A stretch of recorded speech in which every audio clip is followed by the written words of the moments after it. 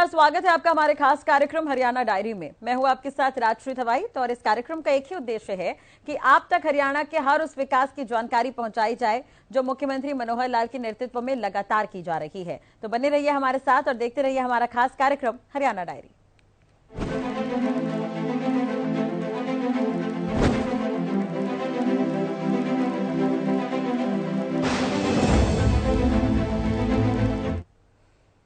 हरियाणा के मुख्यमंत्री मनोहर लाल ने मंगलवार को प्रधानमंत्री नरेंद्र मोदी से मुलाकात की। इस मुलाकात के दौरान सीएम मनोहर लाल ने प्रधानमंत्री मोदी को प्रदेश में भारी वर्षा के कारण हुए जलभराव की स्थिति से अवगत करवाया। तो वहीं प्रदेश में कई विकास के कार्यों का शिलान्यास और उद्घाटन करने के लिए भी प्रधानमंत्री मोदी को न्योता दिया है। इसके अलावा और भी कई महत्वपूर्ण विषयों पर उन्होंने चर्चा की है।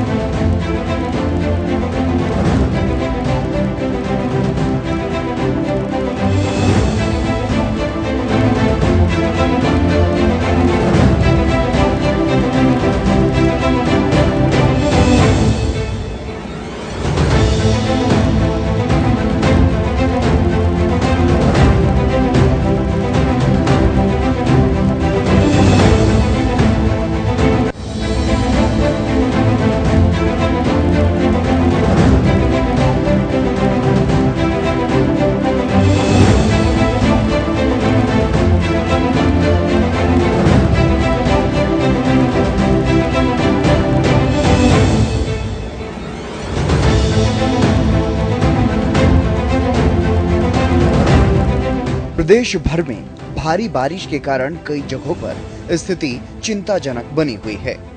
इसे लेकर सीएम मनोहर लाल पहले से ही काफी चिंतित हैं। सीएम मनोहर लाल ने सभी जिला अधिकारियों समेत विभागीय अधिकारियों को भी जरूरी दिशा निर्देश तो दिए ही हैं। वहीं पीएम मोदी से मुलाकात के दौरान भी प्रदेश में भारी वर्षा के कारण हुए जल भराव की वर्तमान स्थिति से पीएम मोदी को भी अवगत करवाया। और साथ ही मुख्यमंत्री मनोहर लाल ने प्रधानमंत्री नरेंद्र मोदी को प्रदेश में पूरी हुई केंद्रीय योजनाओं की जानकारी भी दी। प्रधानमंत्री मोदी से मुलाकात करने के बाद सीएम मनोहर लाल ने पत्रकारों से बात की। इस दौरान मुख्यमंत्री मनोहर लाल ने बताया कि उन्होंने प्रधानमंत्री नरेंद्र मोदी को प्रदेश में जल भराव तथा बाढ़ जैसी वर्तमान स्थिति से अवगत करवाया है। पिछले 2 दिनों के दौरान हरियाणा में बारिश अच्छी हुई है और हिमाचल प्रदेश में भी ज्यादा बारिश होने के कारण भारी मात्रा में पानी हरियाणा में आ गया।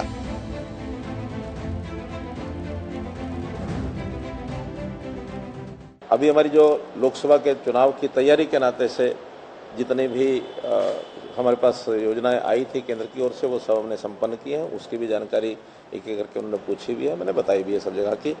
और करंट जो अभी सिचुएशन बनी है, खास करके पिछले 3 दिन से बाढ़ जैसी स्थिति भी बनी है कि जगह पानी चढ़ गया है, कुछ जगह को लोगों को इवैक्यूएट भी कराना पड़ा है।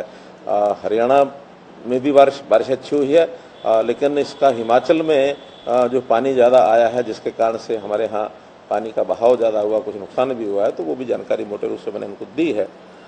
फिर भी कोई इतना बड़ा कोई नुकसान का विषय हमारे हरियाणा नहीं है। हिमाचल तो काफ़ी हुआ, हमारे यहाँ संतोषजनक स्थिति अभी मैं कह सकता हूँ कि जो कल पानी बढ़ने की बातें थी, आज वो जो समाचार हमारे पास आए हैं, कुछ जगह वही स्थिति बनी हुई है, कुछ जगह पानी रिसीड भी किया है। अगर उदाहरण में देता हूँ यमुना का, तो यमुना में एक बार तो 3,60,000 क्यूसेक भी पानी टच कर गया, लेकिन अब आज प्रातःकाल से 3 लाख से भी नीचे आ गया है। अब क्योंकि वर्षा कितनी पहाड़ में होती है उस पर निर्भर करता है। छोटी मोटी और जो चीज़ें हैं वो आपको जानकारी बाद में बताऊँगा। कुछ चीज़ें जो हमारे यहाँ संपन्न हो गई हैं, केंद्र की योजनाएं हैं जो उनकी भी उसमें रुचि रहती है, उसकी भी जानकारी मैंने दी है। खास करके प्रधानमंत्री स्वामित्व योजना, जिसको हमने लाल डोरा मुक्त योजना हरियाणा से शुरू कराई थी, बाद में इसको प्रधानमंत्री स्वामित्व योजना के अंतर्गत लेके आए। हरियाणा पहला राज्य है जिसने पूरा कंप्लीट कर दिया अपना 6,500 गाँव में ये सारा काम कंप्लीट हो गया है। ये जानकारी मैंने उनको दी है। ग्राम सूचना प्रौद्योगिकी के माध्यम से भारत नेट परियोजना के अंतर्गत जो गांव में इंटरनेट से जोड़ने की बात थी वो भी हमने हरियाणा में कंप्लीट कर ली है। गांव के अंदर जो पब्लिक सर्विसेज की चीज़ें हैं, चाहे वो ग्राम सचिवालय है, आंगनवाड़ी है, अथवा स्कूल है, कॉलेज है, या इस प्रकार के जो भी PHC, CHCs, ऐसी सब स्थानों पर उस नेट के साथ जोड़ करके हमने हरियाणा को भारत नेट की परियोजना में जोड़कर और एक सूचना प्रौद्योगिकी का ये बड़ा मुकाम जो है ये पूरा कर लिया है। इसी प्रकार हमने ये भी उनको बताया है कि अम्बाला कोटपुतली जो ये 152D मार्ग है वो भी ग्रीनफील्ड मार्ग है, उसको भी मैंने कहा कि कंप्लीट हो गया है, चालू हुआ, लेकिन जनता को समर्पित करने के नाते से उस कार्यक्रम को भी हम उनके टूर में जोड़ सकते हैं। इसी प्रकार मोटे रूप से ये सारी बातें जो उन्होंने जानकारी ली, ये भी ठीक है कि जब मिलते हैं तो कुछ बातें पॉलिटिकल बातें भी होती हैं, प्रदेश की स्थिति भी होती है, बाकी सब पार्टियों की भी स्थितियाँ क्या चल रही हैं इसकी जानकारियाँ वो लेते हैं। वो भी जितनी जानकारी मेरे पास थी सारी जानकारी उनको मैंने बताई है। इतना ही नहीं, पीएम मोदी को हरियाणा में कुछ बड़ी परियोजनाओं के शिलान्यास और उद्घाटन करने का निमंत्रण भी सीएम मनोहर लाल ने दिया है।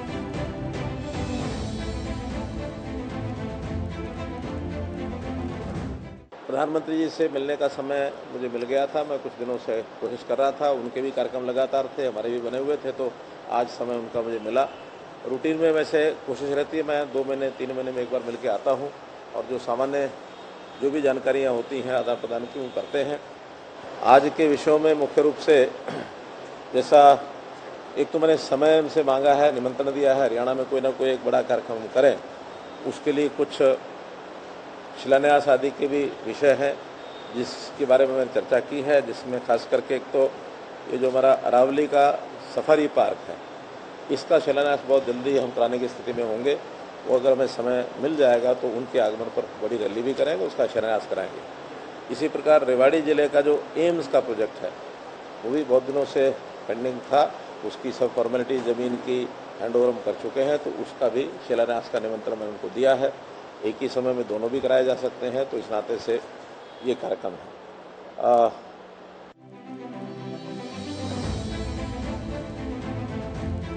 इस बारे में सीएम मनोहर लाल ने खुद ट्वीट करके भी जानकारी दी, जिसमें उन्होंने लिखा कि नई दिल्ली में माननीय प्रधानमंत्री नरेंद्र मोदी जी से भेंट की। इस दौरान उन्हें अरावली सफारी एवं रेवाड़ी एम्स के शिलान्यास हेतु आमंत्रित करने के साथ ही केंद्र की विभिन्न योजनाओं के क्रियान्वयन तथा लोकसभा की तैयारी के दृष्टिगत सफलतापूर्वक संपन्न की गई योजनाओं के बारे में विस्तार से जानकारी दी। साथ ही उनको हरियाणा में बारिश से उपजे हालातों से अवगत करवाया। तो वहीं पत्रकारों से बातचीत में सीएम मनोहर लाल ने प्रदेश के कई जिलों में भारी जलभराव की समस्या को लेकर के बताया कि कैसे ये स्थिति पैदा हो गई और विशेष रूप से जो स्थिति अंबाला में बिगड़ी उसको लेकर सीएम मनोहर लाल ने बताया कि नदियां और नहरें उफान पर आ गई, जिसके कारण अंबाला में स्थिति ज्यादा बिगड़ गई। ज्यादा जलभराव वाले निचले स्थानों से लोगों को दूसरे स्थानों पर स्थानांतरित करना पड़ा। सीएम ने बताया कि अलग अलग जगहों पर अब स्थिति नियंत्रण में है। हाँ, क्योंकि ये जानकारी जो हमको मिली है, मैंने उनको नहीं बताया, उनको पास तो पहले से ही जानकारी ये होगी ही कि जो डिस्टर्बेंस हुई, वेस्टर्न जो डिस्टर्बेंसेस मानसून की टाइप की होती हैं और इधर से जो मानसून है, ये संयोग से एक ऐसा अवसर बना है कि यहाँ आकर के और दोनों आपस में मिल गए हैं और जब दोनों मिलते हैं तो दोनों के पानी का जो बहाव यानी वर्षा का बर्ताव होता है वो बहुत अधिक होता है। ऐसा कभी पहले भी कई वर्षों पहले हुआ है, इस बार भी इस प्रकार की एक जानकारी मिली है। और अब कल दोपहर के बाद से सायंकाल से ये जो वेस्टर्न डिस्टर्बेंसेस और मानसून दोनों मिलकर के गंगेज की तरफ ये आगे बढ़ा है, तो हमारे यहाँ प्रेशर उसका कम है, इसलिए उस प्रकार की ज़्यादा वर्षा नहीं, थोड़ी बहुत होगी। हम आगे ऐसा मान के चलना चाहिए कि सुधार की तरफ आगे जाएंगे। क्योंकि अम्बाला का जो सारा क्षेत्र था इसके अंदर दोनों साइड की मार पड़ी। उधर से एसवाइल का जो अधूरी नहर है भले ही, लेकिन जब पानी आता तो उस बनी हुई में ओवरफ्लो कर जाता है। घग्गर का प्रेशर भी इधर से गया, वो भी साथ मिल गया और ऐसे जो भाखड़ा नरवाना ब्रांच है वो भी मिल गया। तो 3 नदियां एक साथ मिली, इधर टांगरी का भी पानी आया, तो सब ये अंबाला जिले के आखिरी छोर पर जनसुई के आसपास जाके मिलता है, तो सब ओवरफ्लो कर गई और सबका पानी मिल गया। तो ऐसे 12-13 गाँव ऐसे हैं जिस पर प्रभाव पड़ा है, वहाँ से लोगों को इवैक्यूएट कर दिया गया है और जहाँ जहाँ स्थान उनको मिलते हैं, सार्वजनिक स्थान काफ़ी स्थानों पर मिले, कहीं वेंकट हॉल मिले, स्कूल मिले हैं, ऐसी जगह पर कहीं हमको अलग से टेंटिंग की व्यवस्था करने की जरूरत नहीं पड़ी है। उन सब लोगों को लगभग 25,000 से 30,000 लोगों को इवैक्यूएट करके अलग स्थानों पर पहुँचा दिया है। वहाँ एडमिनिस्ट्रेशन और वहाँ NDRF और आर्मी सब लोग पहुँचे हैं ताकि उनकी जो व्यवस्थाएँ हैं भोजन की है, पानी की है और अथवा जो ज़रूरी चीज़ें दैनिक की होती हैं वो सब उनको पहुंचाई जा रही हैं। सामाजिक संस्थाएं भी बहुत काम कर रही हैं, इसलिए पहले 12-14 घंटे में कठिनाई आती है, लेकिन अब आज दोपहर के बाद सब व्यवस्थाएं उनकी ठीक हो गई हैं, कोई कठिनाई नहीं है। यमुना का मैंने बताया पानी काफ़ी कम हुआ है, फिर भी जो पानी हथनीकुंड से छोड़ा जाता है उसका असर धीरे धीरे आगे होता। तो आज पानीपत में एक जगह ब्रिज हुआ था तो पानीपत का भी अब कंट्रोल कर लिया गया है। ऐसे ही बाकी नदियों का पानी भी आगे कैथल में और बाकी स्थानों पर धीरे धीरे उसका जो असर बढ़ेगा, लेकिन क्योंकि फैलाव हो जाता पानी का तो उतना उसका नुकसान नहीं होता है। तो इसलिए वो जो मूल में जहाँ सोर्स होता है उस जगह पर नुकसान ज़्यादा होता है। पंचकुला में भी जैसे कुछ पुल टूटे हैं और एक तो यानी हमारा जो पंचकुला के अंदर डीएलएफ कॉलोनी का जो पुल है अंदर जाता है वो भी टूटा है। बद्दी पिंजौर के रास्ते में जो 2 पुल आते हैं वो टूटे हैं। तो ऐसे जो नुकसान हुए हैं, मोरनी क्षेत्र के अंदर भी लैंडस्लाइडिंग काफ़ी हुई है, लेकिन अब वर्षा चूँकि रुक गई है, आज दिन में धूप निकली है। मैं समझता हूँ सभी विभाग अपने अपने तौर पर उन चीज़ों को ठीक करने के लिए आगे निकलेंगे और आने वाले 24-48 घंटे में चीज़ें सामान्य होने की आशा है। अब भी एकदम नहीं कहा जा सकता, लेकिन निश्चित रूप से इंफ्रास्ट्रक्चर की कुछ चीज़ें हैं, कहीं सड़कों को नुकसान हुआ है, कहीं नहरों को हुआ है, कहीं ओवरफ्लो हुआ है तो बांध भी बनाने पड़ेंगे। हाँ, जाने अभी तक 5 व्यक्तियों की गई हैं, ऐसा जो आज दोपहर तक मुझे जानकारी थी, तो उस नाते से, लेकिन इसका सारे का आंकलन अब सब जिले कर रहे हैं और इस समय तो क्योंकि राहत की तरफ ज़्यादा ध्यान है, जहाँ भी कोई यानी नुकसान, जानी नुकसान के अलावा कई बार माली नुकसान होता है, कोई मकान गिरे हैं, कोई और, वो सारा आंकलन करेंगे।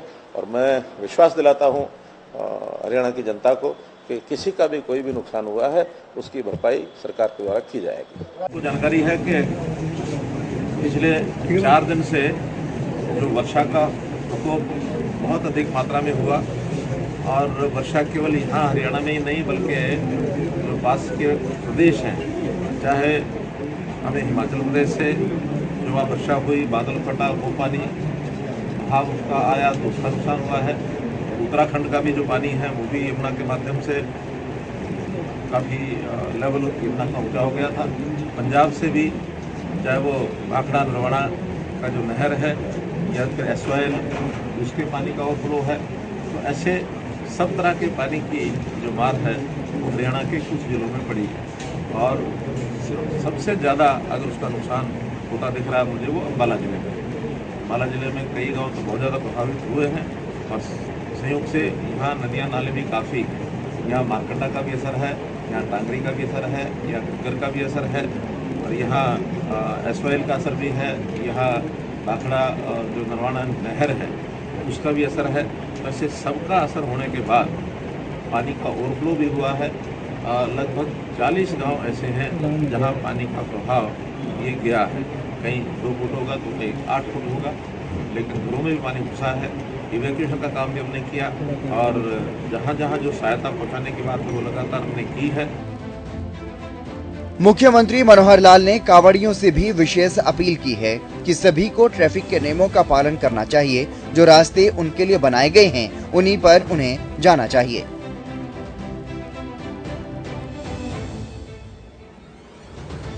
और आपको मैं आपके माध्यम से बताना चाहता हूँ वो ये कि अभी इस समय कावड़ का भी सीज़न चल रहा है और कावड़ के सीज़न में बहुत बड़ी मात्रा में कावड़ के लोग हमारे रास्तों से हरियाणा के भी होते हैं, राजस्थान के होते हैं, पंजाब के भी होते हैं, कई प्रदेशों के जो कावड़िए हैं वो हरियाणा में से होकर निकलते हैं। हमने सारी व्यवस्थाएँ सब बनाई हुई हैं, एडमिशन सब लगा है। फिर भी मेरी अपील कावड़ के लोगों से भी है कि शांतिपूर्वक तरीके से आगे बढ़ें। कोई किसी किस्म की कठिनाई आती है तो वहाँ हमने कैंप्स लगाए हुए हैं, मेडिकल कैंप्स लगाए हुए हैं, उनकी व्यवस्थाएं रास्ते में जिस भी प्रकार की आवश्यकता वो हमने की हुई है। फ़ोन नंबर्स भी दिए हुए हैं, एडमिनिस्ट्रेशन को वो बताएंगे तो तुरंत उनकी सहायता होगी। ट्रैफिक के नियमों का पालन ज़रूर करना चाहिए क्योंकि भीड़ में कई बार ट्रैफिक के नियमों का पालन नहीं होता तो आशंका दुर्घटना की भी होती है, तो उससे बच करके चलें। जो रास्ते बनाए गए हैं उन्हीं रास्तों पर चलें, ऐसा मेरा निवेदन है। और जनता और ख़ास करके जो कुछ संस्थाएं, NGOs जो उनकी सेवा के लिए, उनकी सहायता के लिए, उनके लिए व्यवस्थाएं करते हैं, उनसे भी मेरी अपील है कि कावड़ के लोग एक प्रकार से श्रद्धालु लोग हैं, उनके प्रति उसी प्रकार का भाव रख करके उनकी मदद सबको करनी चाहिए। ऐसा मेरा आपके माध्यम से जानकारी उनको दें।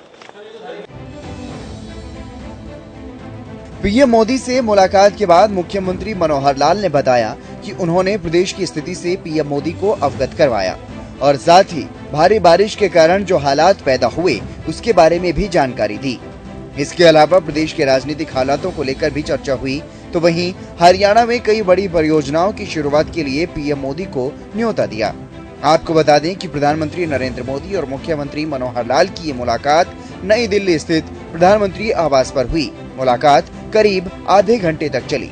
मुलाकात के बाद सीएम ने बताया कि वो 2 से 3 महीनों में नियमित रूप से प्रधानमंत्री से मिलते रहते हैं।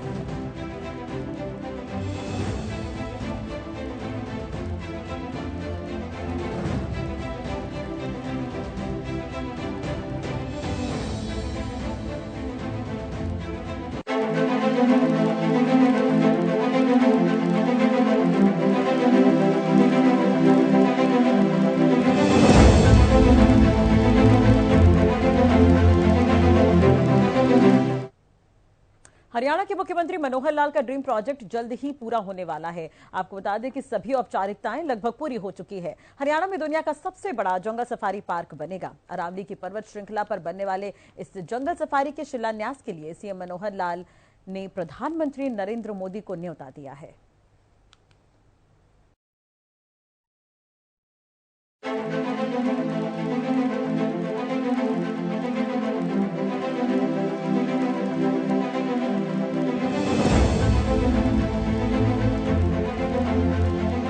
हरियाणा में दुनिया का सबसे बड़ा जंगल सफारी पार्क बनाया जाएगा। ये पार्क बनाना मुख्यमंत्री मनोहर लाल का ड्रीम प्रोजेक्ट है। इसे पूरा करने के लिए मुख्यमंत्री मनोहर लाल अब काफी सक्रिय दिखाई दे रहे हैं। लगातार बैठकों का दौर चल रहा है। पिछले हफ्ते ही सीएम मनोहर लाल जंगल सफारी पार्क के लिए संबंधित विभागों के अधिकारियों को 7 दिन के अंदर अंदर सभी औपचारिकताएं पूरी करने के निर्देश दिए थे। अब इसी सिलसिले में सूबे के मुखिया पीएम मोदी से भी मिल चुके हैं और पीएम मोदी को शिलान्यास के लिए सीएम मनोहर लाल ने आमंत्रित भी किया है। मैं समझ सकता हूं कि आप इतनी उत्सुकता से क्यों खड़े हैं यहाँ। देखिए, अभी प्रधानमंत्री जी से मिलने का समय मुझे मिल गया था। मैं कुछ दिनों से कोशिश कर रहा था। उनके भी कार्यक्रम लगातार थे, हमारे भी बने हुए थे, तो आज समय उनका मुझे मिला।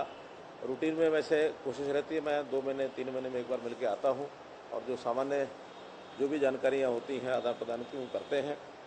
आज के विषयों में मुख्य रूप से जैसा एक तो मैंने समय उनसे मांगा है, निमंत्रण दिया है, हरियाणा में कोई ना कोई एक बड़ा कार्यक्रम करें, उसके लिए कुछ शिलान्यास आदि के भी विषय हैं जिसके बारे में मैंने चर्चा की है, जिसमें खास करके एक तो ये जो हमारा अरावली का सफारी पार्क है, इसका शिलान्यास बहुत जल्दी हम कराने की स्थिति में होंगे। वो अगर हमें समय मिल जाएगा तो उनके आगमन पर बड़ी रैली भी करेंगे, उसका शिलान्यास कराएंगे। मुख्यमंत्री मनोहर लाल इस जंगल सफारी पार्क पर बहुत पहले से काम कर रहे हैं। पिछले साल सीएम मनोहर लाल ने दुबई का दौरा किया था।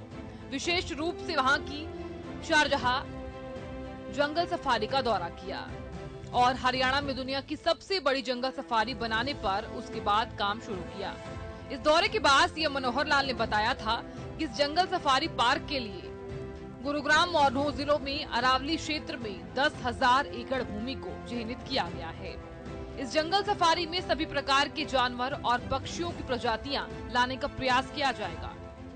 वन्य जीवों की स्वदेशी प्रजातियों के साथ साथ विदेशों से लाए जा सकने वाले जानवरों के बारे में भी जानकारी जुटाई जा रही है।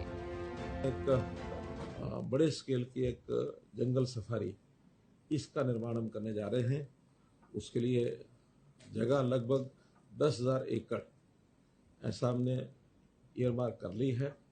अरावली की पहाड़ियाँ वो एक उपयुक्त स्थान है ऐसा फॉरेस्ट का जो एक एरिया, वो अब हमने उसको डिक्लेयर करवाया है।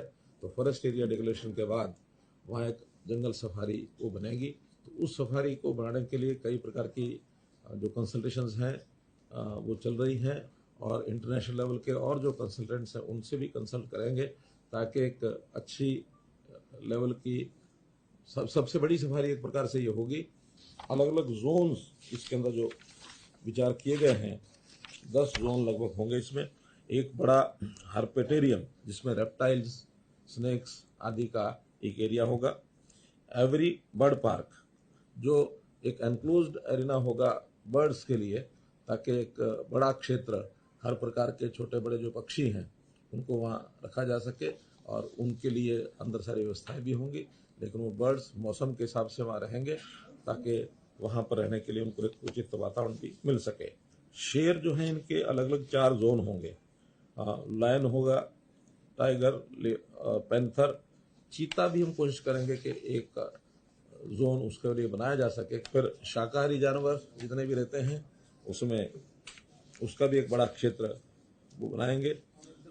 पशु पक्षी जो विदेश के हैं, अपने यहाँ जिसकी प्रजातियां कम मिलती हैं, ऐसे एक अलग से उसका भी एक जोन बनेगा। एक अंडर वाटर वर्ल्ड जैसा एक्वेरियम, इस प्रकार के वो एक अंडरग्राउंड वाटर का एक जोन होगा। एक नेचर ट्रेल जिसमें वॉकिंग है, ट्रैकिंग है, साइकिलिंग है, इस प्रकार का भी एक जोन वहाँ रहेगा, ताकि जो टूरिस्ट आते हैं उनको वो भी एक उस प्रकार का मिले। विजिटर टूरिज्म जोन जिसमें ऑडिटोरियम होगा, 3D शोज होंगे, कुछ हिस्टोरिकल जो फैक्ट्स हैं उनकी एग्जीबिशन होगी, नेचुरल जो नेचर के अंदर रहने वाली चीज़ें ऐसी देश और दुनिया में पाई जाती हैं, उसका एक उसके लिए स्टडी सेंटर भी स्टाफ टाइप का हम कह सकते हैं, वो भी प्रदर्शनियाँ उसकी वो लगेंगी। फिर एक बोटनिकल गार्डन, बायोम्स जिसको कहते हैं, उसमें भी ट्रॉपिकल फॉरेस्ट यानी पौधे जो है या फ्लावर जो है देश दुनिया के अच्छे अच्छे जो प्रकार के विभिन्न प्रकार के, उसका भी वहाँ प्रदर्शन होगा। विदेशी जो टूरिस्ट हैं उनके लिए भी आकर्षण का एक केंद्र बनेगा, और आसपास के इलाके की इकोनॉमी ये भी उसमें बढ़ेगी। हमने होम स्टे जो पॉलिसी है इसका जो प्रारंभ किया है, उसका लाभ भी वहाँ के इलाके के आसपास के गाँव को मिले। सीएम मनोहर लाल द्वारा दी गई जानकारी के मुताबिक जंगल सफारी पार्क को 3 चरणों में विकसित किया जाएगा, जिसको लेकर योजना बनाई गई है।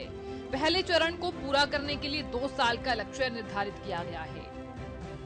जंगल सफारी पार्क के डिजाइन और संचालन में अंतर्राष्ट्रीय अनुभव वाली 2 कंपनियों से सलाह ली जाएगी, जिन्हें शॉर्ट लिस्ट किया गया है। जंगल सफारी पार्क बनने से गुरुग्राम मोरनो क्षेत्र में पर्यटन को बढ़ावा मिलेगा। ऐसा कि प्रधानमंत्री कार्यालय ही इसका निर्णय करेंगे, क्योंकि आज हमने कह दिया है, मैं लिखित भी देके आया हूँ, और उसके बाद प्रधानमंत्री कार्यालय हमसे संपर्क करते हैं। मैं मानता हूँ कि वर्षा तक तो हम भी उसको नहीं कराना चाहेंगे। वर्षा समाप्त होती है 15 अगस्त तक तो समाप्त होती है। 15 अगस्त के बाद सितंबर के महीने में कभी भी उनका समय मिलेगा तो हम एक अच्छा बढ़िया कार्यक्रम करेंगे। हाँ, हम चूँकि हमने जो PMC उसका जो प्रोजेक्ट मैनेजमेंट कंसल्टेंट तय करना है, 2 पार्टियां उसमें आई हैं, उन दोनों से बातचीत चल रही है, और उसमें से एक हमको फाइनल करना है। आज भी एक मीटिंग थी चंडीगढ़ में, तो उसमें से फाइनल करके फिर वो अपना काम शुरू कर देंगे, और 1 महीने के अंदर अंदर कभी भी शिलान्यास उसका आखिर काम कोई भी पार्टी करे, 3 फेज में अलग अलग काम होना है, तो काम कोई भी करेगा, लेकिन शिलान्यास जो आखिर हम उसका, क्योंकि बाकी सारी चीज़ समाप्त हो गई है, केवल फॉर्मेलिटीज़ पूरी हैं, टेंडर होगा, ये होगा, वो होगा, लेकिन शिलान्यास कभी भी उसका हो सकता है। इस पार्क के बनने के बाद अरावली पर्वत श्रृंखला को संरक्षित करने में भी मदद मिलेगी। जंगल सफारी का मनोहर ड्रीम, दुनिया के सबसे बड़े जंगल सफारी पार्क की प्रक्रिया हुई शुरू।